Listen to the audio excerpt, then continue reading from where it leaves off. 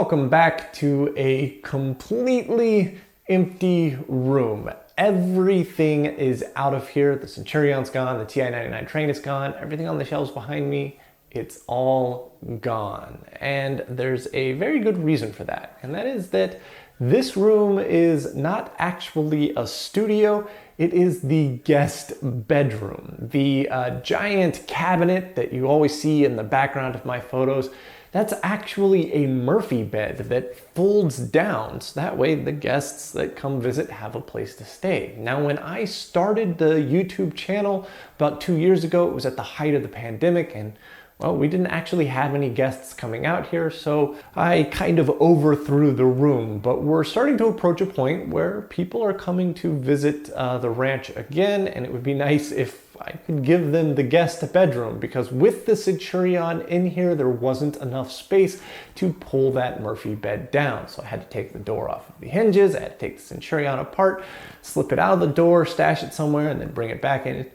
It wasn't ideal. And furthermore, the Centurion is not just a single cabinet.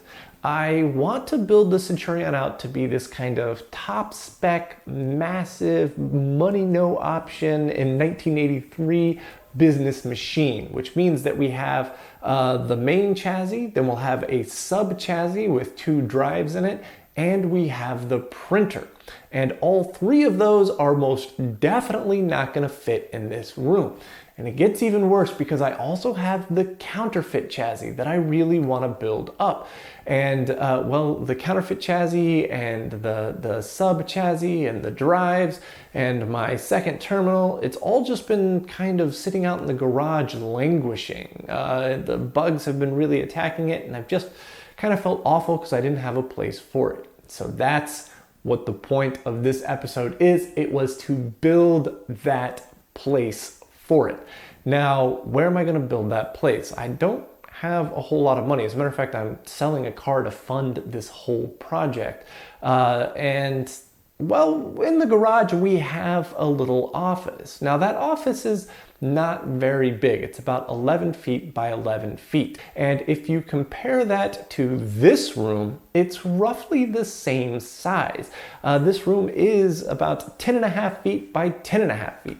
So it's marginally larger, but it's pretty much just a lateral move. I don't really gain anything unless we move one of the walls. And that's exactly what our plan was. We wanted to take the far wall and push it out as far as we could. We were only limited by the position of the exterior door. And so before any of the construction can begin, we have to clean up all around that office because it is an absolute nightmare. And that took a while, but we got it pretty clean. And then the contractors came out and they started work. And the first thing they did was they actually pulled that wall off, and they're planning on reusing it. They just pushed it as far out as possible. And then all of the rest of the new office had to be insulated, and then new particle board nailed in. Now, the reason that I went with particle board is because the old office was originally particle board as well, and I wanted to keep this as cheap as possible. So we just sourced a new particle board for the half that we were building. So the contractors knocked it out of the park. They're 4L Construction, they're local around here and family friends, and they did an excellent job building this new studio that measured out to 26 feet by 11 feet, more than double the space of this room. Furthermore, it's dedicated. I don't have to think about how to get a bed in there for guests to come visit.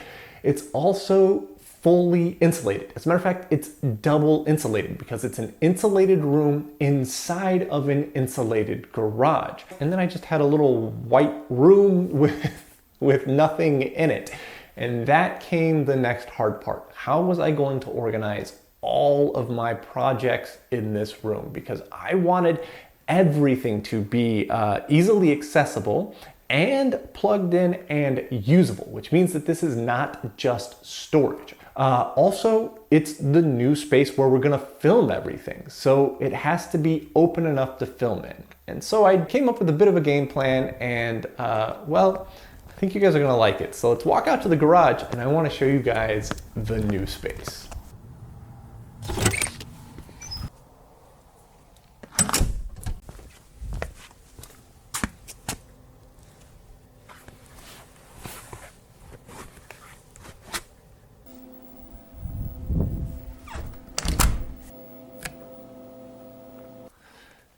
And welcome to the new space. I have absolutely no idea whether I'm going to be in frame or out of frame. I have no idea what my voice is going to sound like. It doesn't sound too echoey in here, but this is the very first time I have ever filmed anything in this space, and just the amount of open room that I have. I can stand up straight, I can walk around, I don't have to worry about falling out of the frame. The camera is further away from me right now than it has ever been possible to do in that old room. And well, you can see we've got the entire Centurion set up here, ready to work on.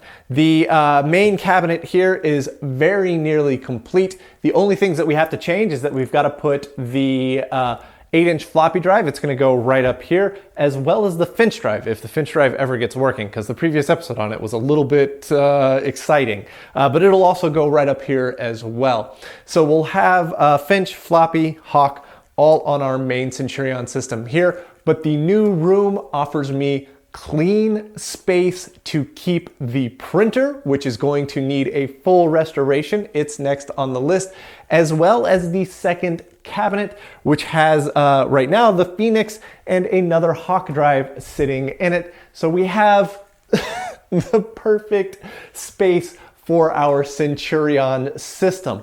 And I've got all of the data packs stored right up here in this book cabinet. And honestly, if I'm being really completely straight here, the entire impetus behind building this new space was for the Centurion.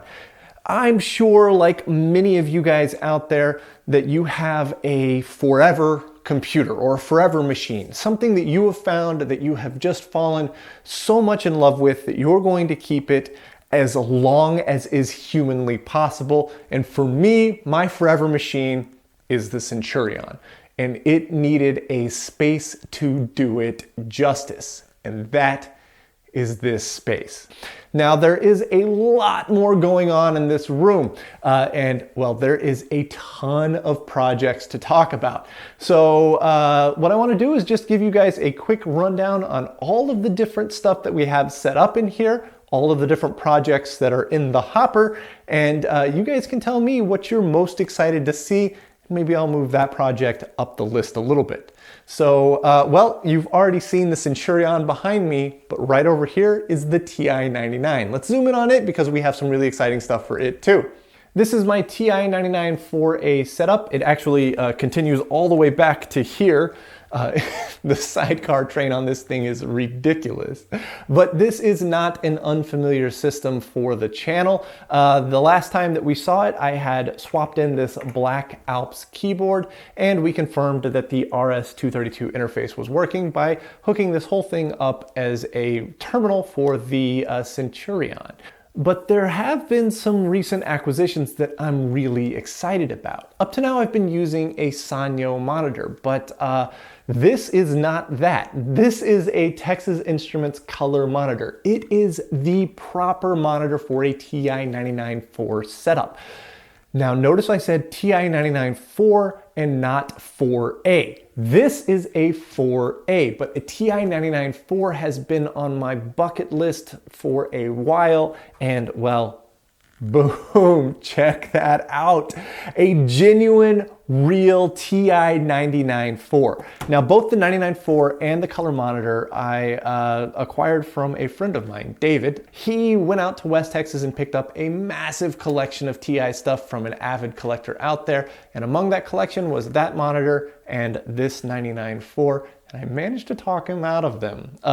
So David, if you're watching, thank you so much. I am super excited about digging into these, and that's gonna happen soon because I really wanna get this 99-4 sitting right here and have the full-on period correct TI-99 train. Now, moving on, if we scroll the camera just a little bit over that way, we come up to the NEC. This is my NEC PC-8001, and well, not for nothing, there is a beautiful Marantz amplifier right here, and behind me is the Wang Rider. It is set up and working perfectly out here, and right above the NEC is the Family Basic Famicom. But this is the project that I want to focus the most on because this is the one that needs the most work. Everything else actually functions perfectly. The PC-8001 is a very interesting 8-bit home computer. It's actually Z80 based. And this one in particular is a Japanese model. It has a full Japanese keyboard on it.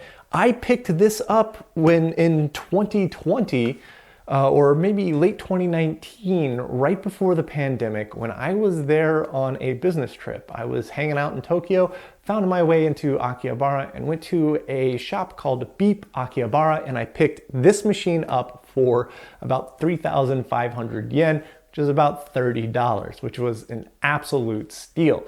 However, it was just the machine. The 8031A mini disc unit here and the 8041A character display here, I actually found here in the US and bought them. Now, I have no idea if the mini disc unit works or if it will actually work with the PC because both of these right now have never been powered on.